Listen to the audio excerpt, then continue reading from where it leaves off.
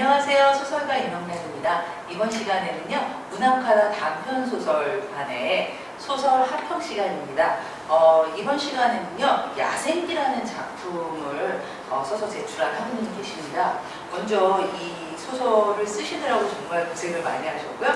조금 천천히 구체적으로 좀 짚고 넘어갈게요. 일단 이 작품을 쓰신 학우님 같은 경우에는 문장을 좀 먼저 살펴보셔야 될 것 같아요. 습관적으로 지금 쓰는 문장들이 있어요. 예를 들면 구태여 이렇게 하지 않아도 되는데 뭐뭐 하는 대로 굉장히 많이 끝납니다. 예를 들어서 이제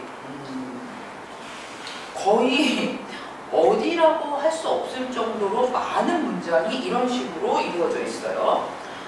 이 페이지를 보면 그는 넘어진 의자를 바로 세웠는데 특별한 목적은 없었다.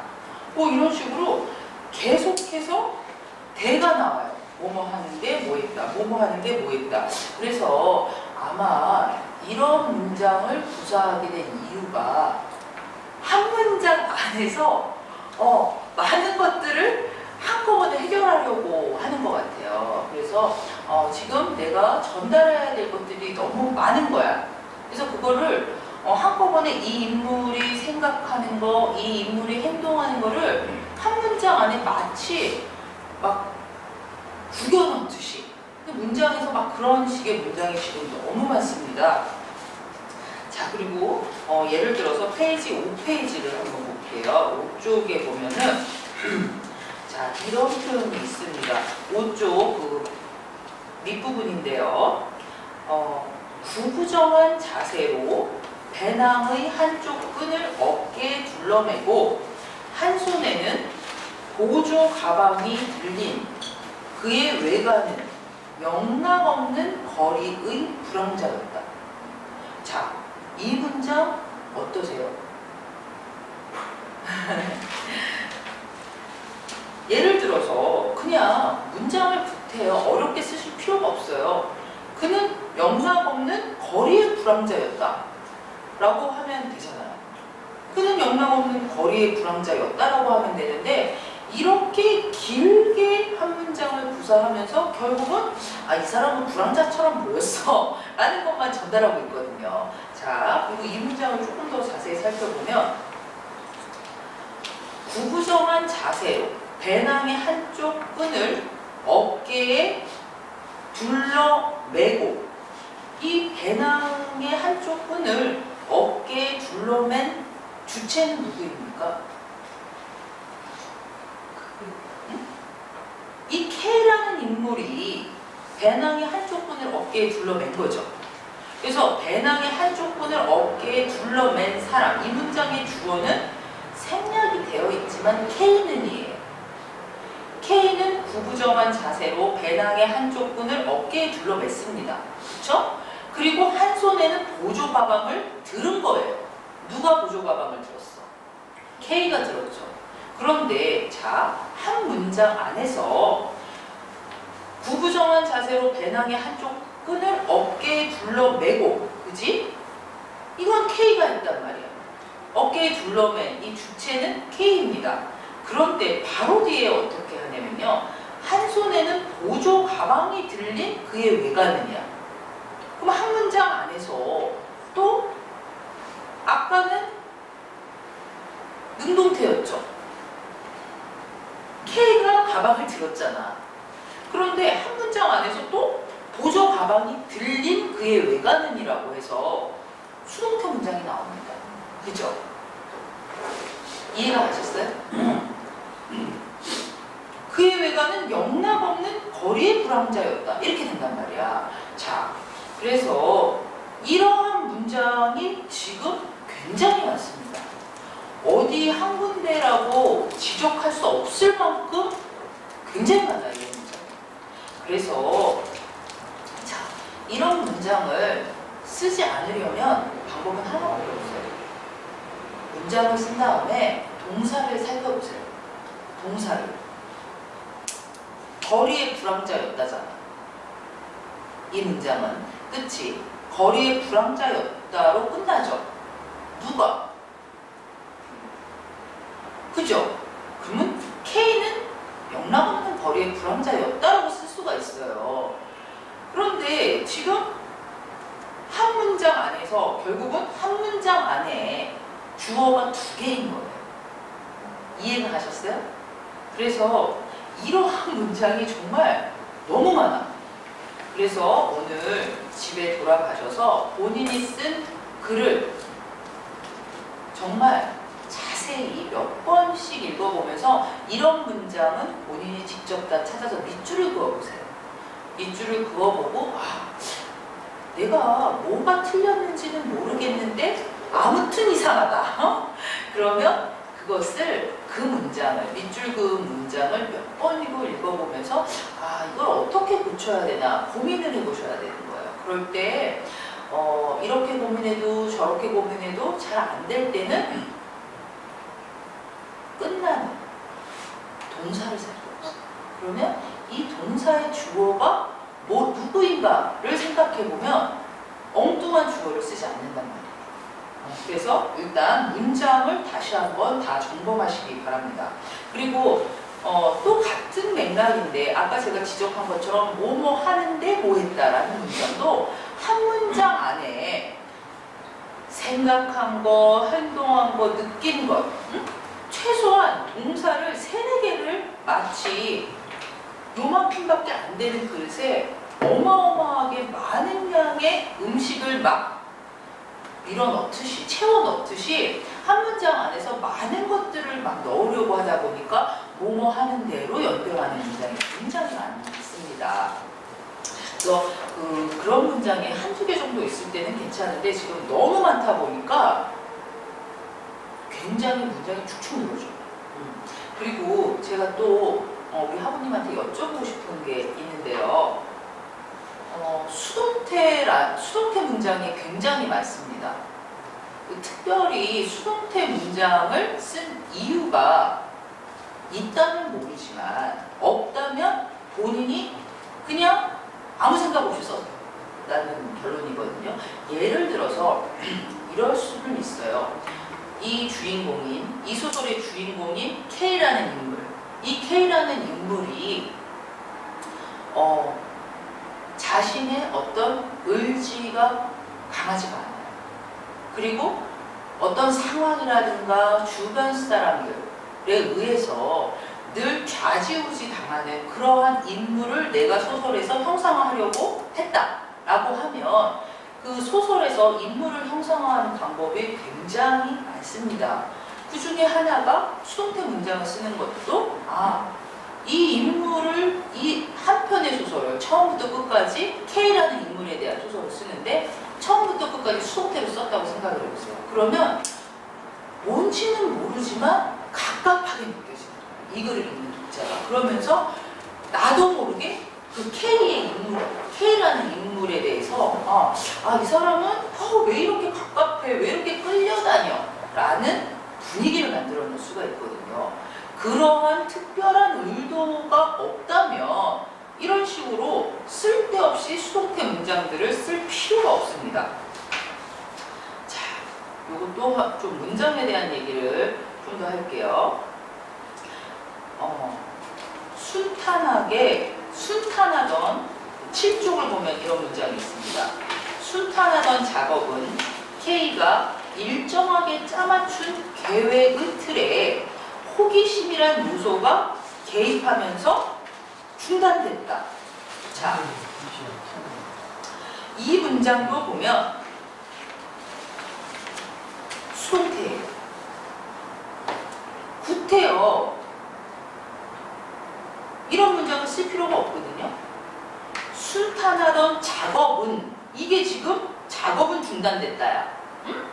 근데 작업은 중단됐다도 이렇게 쓰는 문장도 굉장히 계속 반복되면 축축 늘어지고 읽기가 거북할 때 순탄하던 작업은과 중단됐다 사이에 어마어마하게 또 긴 문장이 이루어져 있습니다. K가 일정하게 짜맞춘 계획의 틀에 호기심이란 요소가 개입하면서 중단됐다야. 자, 이 한 문장 안에 우리 하부님의 그 잘못된 문장 습관이 다 들어있어요. 봐보세요. 중단이 됐대, 작업이. 근데 또 그 앞에서는 요소가 개입되는 것도 아니야. 요소가 또 개입하면서야. 자, 그래서 이 문장을 좀 찬찬히 살펴볼게요. 순탄하던 작업은 중단됐지. 응? 그런데 이때 이 문장 전체의 주어는 작업이에요. 작업은 중단됐잖아. 그쵸? 근데 여기서 또 중간에 뭐가 여기 2페이지 마지막 부분 K는 2년 전 중식당 요 부분을 다 같이 한번 읽어볼게요. 시작. K는 2년 전 중식당 아르바이트를 하다가 만난 교회장에게서 너는 교양 상식이 부족하다는 평가를 들은 적이 있었는데 어쩌면 문제를 해결해 줄지도 몰랐다는 생각이 들었다. 네, 그 다음 문장도 읽어보세요. 이때만 해도 무려 3시간을 꼼짝없이 TV에 들려 있으려고 꿈에도 몰랐다. 자, 여러분들 뭔가 이상하지 않으세요? 이 문장에서 보면 K는 이때만 해도 자기가 3시간을 꼼짝없이 TV 앞에 붙들려 있으리라고는 꿈에도 몰랐대. 지금 이 서술을 보면 이 서술자가 K가 생각하는 거, K의 마음속에 들어가 있죠. 얘가 그걸 꿈에도 몰랐다라는 것 자체도 다 알고 있잖아요. 이해가 가셨어요? 근데 아까 앞문장에서는 뭐라고 얘기를 했냐면 K는 문득 지속되는 적막감에 초조함이 들었는지 이때는 또 K 바깥에서 K를 바라보는 서술이란 말이야. 이 차이를 이해가 가셨어요? 지금 일관되게 처음부터 끝까지 이 소설은 3인칭 전지적 작가 시점으로 썼단 말이에요. 그래서 K는 꿈에도 몰랐다, K는 행복했다, K는 기뻤다. K가 느끼고 생각하는 걸 다 말해줬어. 그치? 그런데 또 중간중간에는 또 갑자기 문득 지속되는 적막감에 초조함이 들었는지 뭔가에 이끌리듯 리모컨을 손에 쥐고 TV를 틀었다. 이건 지금 일관되게 3인칭 전지적 작가 시점으로 서술한 것과 다르죠. 근데 내가 지금 여기 하나 지적해 줬는데 이렇게 시점이 흔들린 부분이 또 군데군데 굉장히 많습니다. 그래서 시점도 잡으세요. 자, 그 다음에 일단 디테일들을 살펴보고 전체적인 이야기를 할게요. 오늘은. 자, 내가 갖고 있는 프린트에서는 10쪽이에요. 10쪽을 한번 보겠습니다. 10쪽 맨 끝에 이런 부분이 있어요. 맨 마지막 문장 한번 읽어볼게요. 물컹, 앙 뭐야 하는 거. 제가 읽어보겠습니다. 물컹하고 큰 따옴표로 악 뭐야 한 달은 넘게 굶어서 물풀어진 과일을 짓누른 역겨운 감촉이 닿자 K는 황급히 오른손을 쳐들었다. 이런 문장이 있거든요. 그런데 여러분들 이 소설을 읽으면서 느낀 게 없어요? 이 소설은 처음부터 끝까지 거의 K라는 인물이 독백하듯이 내면의 소리를 끊임없이 하고 있습니다. 이 소설에서 직접 따옴표가 나온 문장이 거의 없어요. 그죠? 계속해서 독백체로 얘기를 하고 있단 말이에요. 거의 이끌어가고 있어요. 그런데 처음으로, 거의 처음이다시피 시선을 잡아 끌 정도로 나온 대화가 앙 뭐야야. 이거 생각해보죠. 자, 우리가 여러분들이 이 소설을 읽었을 때 처음부터 끝까지 큰 따옴표가 거의 안 나와요. 그죠? 큰 따옴표가 거의 안 나오고 유일하다시피 나온 큰 따옴표를 통해서 이 주인공이 소리내서 말하는 것이 앙 뭐야였어. 그래서 제가 이 글을 쓴 작가에게 묻고 싶은 건 뭐냐면 이 앙 뭐야가 이 소설에서의 엄청난 의미를 담고 있나요? 그런 기능을 하나요? 내가 생각할 땐 거의 그런 기능을 하지 않습니다. 자, 많은 사람들이, 습작생들이 거의 대화를 잘못 사용하고 있어요. 등장인물들끼리 마치 탁구를 치듯이, 핑퐁을 하듯이 주거니 받거니 대화를 통해서 전달해야 될 이 소설의 정보, 주인공과 관련된 정보, 심지어는 어머 누구랑 아니 예를 들면 이런 거죠. 어머 세상에 왜 K가 사실은 이복 동생이었어. 반전까지도 대화를 통해서 싹 다 손대려주고 말아요. 그런 식으로 이 소설에서의 대화의 기능에 대해서 잘 모르고 사용합니다. 소설에서의 대화는 정보를 전달하기 위한 것이 아니에요. 자, 우리 지난주에 예를 들면 김애라는 소설 중에 나는 편의점에 간다라는 소설이 있습니다. 그 나는 편의점에 간다라는 소설, 우리가 다음 주에 여러분들하고 같이 공부하게 될 소설인데요. 그 소설에 이런 대화가 나와요. 이 주인공이 늘 가는 편의점이 있어요. 그 편의점에 있는데 이 주인공이 그 편의점 남자 직원한테 거의 처음이다시피 건네는 말이 뭐였냐면요. 문자 왔어요 라는 말을 해요. 문자 왔어요. 굉장히 짧은 말이에요. 문자 왔어요. 근데 그 문자 왔어요 라는 대사는 굉장히 잘 쓴 대사입니다. 왜냐하면 이 주인공이 편의점에 갈 때마다 이 편의점에서 아르바이트를 하는 이 알바생은 여러분들 한번 생각해 보세요. 깜깜한 밤이야, 새벽녘이야, 밤이거나 새벽녘이거나 인적이 없어, 인적이 드물어요. 근데 그 혼자 그 편의점을 지키고 아르바이트를 하는 남학생이 있어요. 근데 그 아르바이트 직원이 이렇게 핸드폰을 늘 들여다봐. 근데 이 남자랑 말 한마디 나눠본 적이 없어. 근데 이 주인공이 편의점 갈 때마다 이 남자는 핸드폰을 들여다보고 있어요. 그거는 뭐냐면 누군가 나를 찾아주지 않을까 기다리고 있었다는 거지. 근데 이 여자가 이 남자한테 이런 대사를 봅니다. 문자 왔어요 라고 할 때는 사실은 이 남자에게 전혀 알지도 못하는 사람이지만 이 남자가 정말 간절히 원하는 게 무엇인지를 이 여자가 알고 있다는 거거든요. 그래서 역으로 편의점이라는 곳은 물건을 살 때마다 우리 동네 구멍가게하고는 다르잖아요. 바코드로 그냥 인식이 되고 익명성, 우리가 생각할 때는 우리 동네 뭐 예를 들면 현정이네 이런 데하고 다르잖아요. 동네 슈퍼하고는. 그럼에도 불구하고 그 편의점에서도 인간적인 관계가 형성된다는 거거든요. 그러면 문자 왔어요 라는 그 짧은 대사 안에 많은 것을 함축하고 있습니다. 그런데 지금 우리 하부님은 전체적으로 이 소설은 이렇게 긴 소설에서 계속해서 큰 따옴표 한 번 없이 계속해서 이루어지고 있는데 지금 처음으로 거의 처음이다시피 큰 따옴표가 나오고 있어. 소리내서 말하는 거잖아. 근데 이 K라는 사내가 처음으로 이 소설에서 소리내서 하는 얘기가 앙모야야. 근데 그 앙모야가 이 소설의 상징과 연결이 되든지 주제와 연결이 되든지 아니면 그 야생녀하고의 뭔가의 깨달음과 연결이 되든지 굉장히 중요한 기능을 해야 되는데 그냥 아무 기능을 안 해. 묵먹거리는 게 다 써.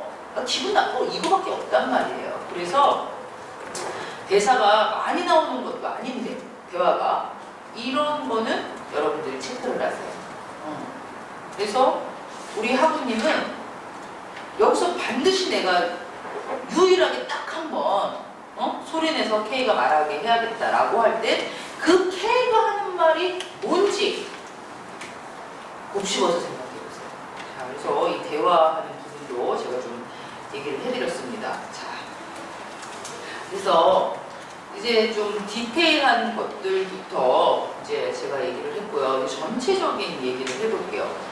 이 야생기라는 이 소설은 K라는 인물이 있어요. 근데 이 K라는 인물이 TV 프로그램을 봤습니다. 그 케이블 채널에서 무슨 TV 프로그램을 봤냐면 경이로운 자연이라는 프로그램을 봤습니다.